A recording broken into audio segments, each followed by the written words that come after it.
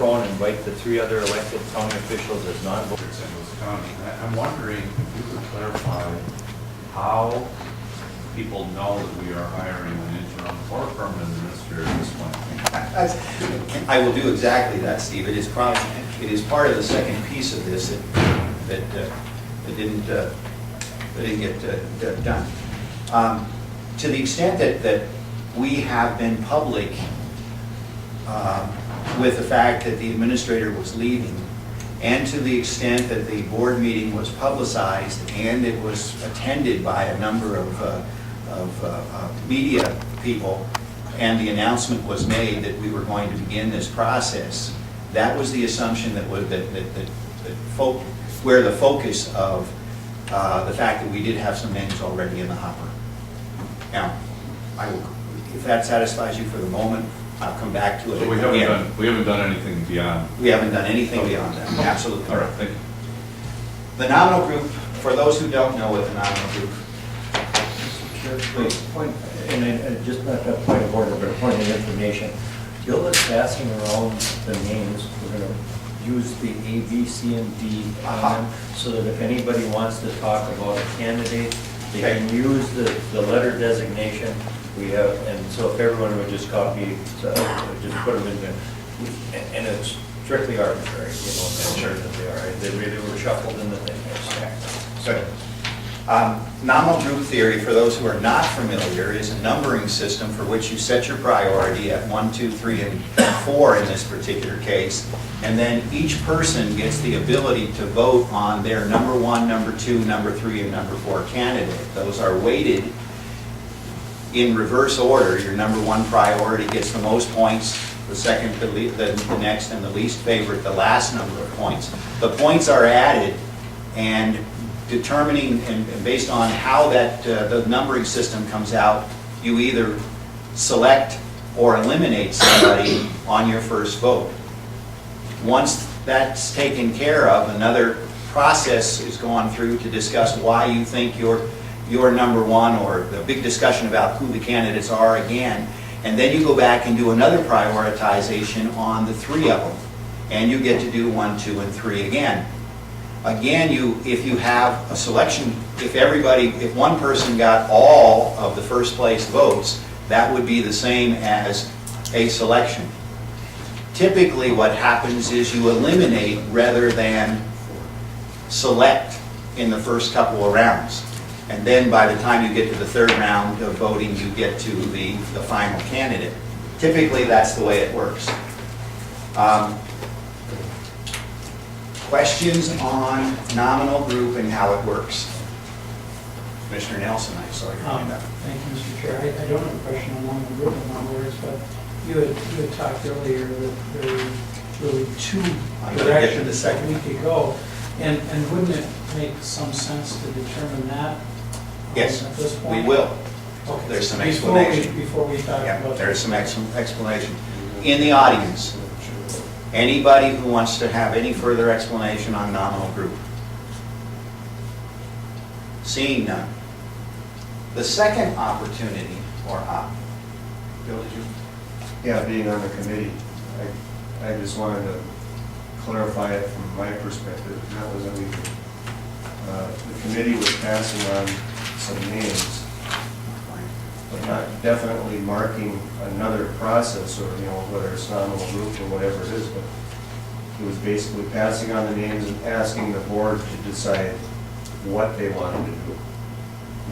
And it's okay to suggest that way or whatever, but that wasn't the way that came on the committee. I mean, this committee could either have, decide to ask for more resumes or do a process of some sort. But anyway, and one other thing, if I can, Mr. Chair, just to back up a little bit on the subject of interim administrator, and that is that, in all the years I've been on the board, we haven't had any real kind of a long process in selecting the interim.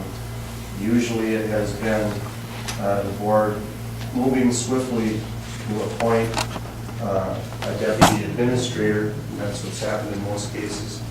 And then the real process of selecting a county administrator is something that we do very thoroughly and it has taken 6 months, a year, and in one case, a year and a half to get that, the official administrator on board. And that's why, in my opinion, it is crucial to move fast and get somebody on board, because when somebody leaves sort of abruptly, you need to fill that hole, and that's what we're doing. And so it looks to the public, maybe like in the past, we've had a huge process sending out, asking resumes for people to be interim, and that is not the case. That is what we will do in the long process. So just so that's clear, that what we're doing here is going a little extra mile in selecting the interim. Commissioner Forsman, before we talk about the other option here. Thank you, Mr. Chair. Following up on Commissioner Cronin's thoughts there, I also believe that, you know, that there is a difference between interim and the permanent replacement. I will use the example of when Julie Bruner was hired, and for those, that's a long time ago, but for those that don't remember, I was a very strong supporter of her both as an interim and as a permanent administrator. All of that said is that we needed someone relatively immediately in that case, and we tried as quickly as we could to get somebody in as an interim. One of my fears with running without an interim, currently have, you know, people, with Dana leaving, we are going to be short one staff. This board voted, the majority of the board voted to put additional people in last year into administration because of the fact that this board was convinced that there is an awful lot of work to do, and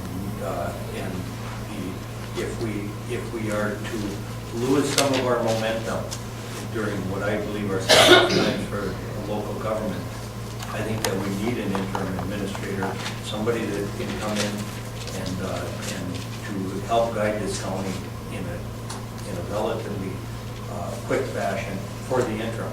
And then from that point on, I think that we need to go, as Commissioner Cronin, and I think I've heard from other commissioners, on the long term, and I'll stop with this, with the difference between the long-term permanent administrator and the interim. There is a difference, and I think the process for the long term can be that careful process with names going out. Last time we went all the way out to Kazakhstan to find somebody. So, you know, another time we went to Pennsylvania. And that one wasn't a good one. No, they're not saying that. Thank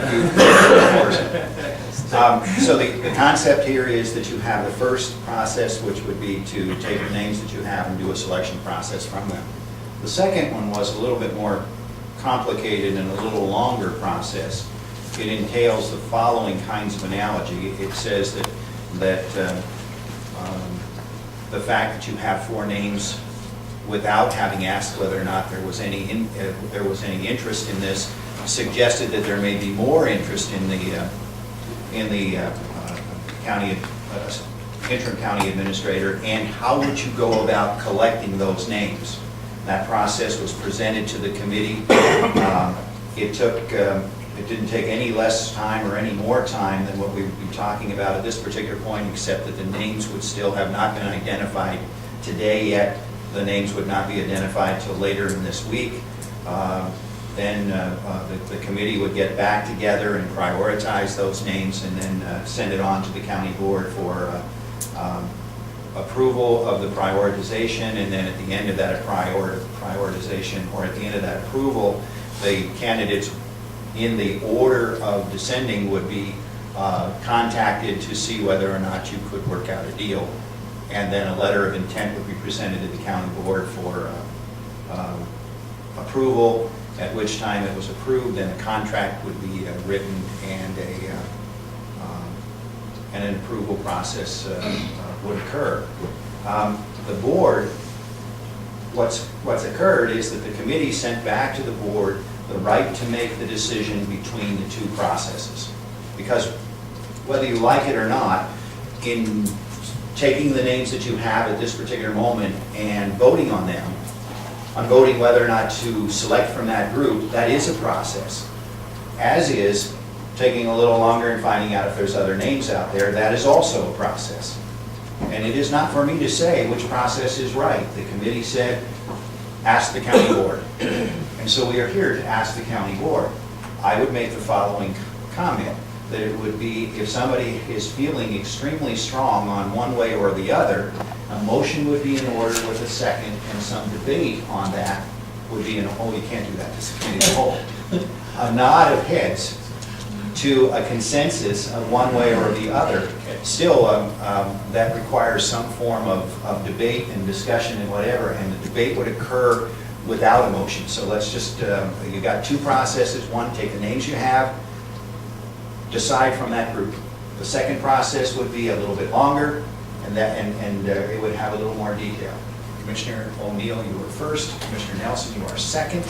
Who else? Would you throw your hands up? Commissioner O'Neill.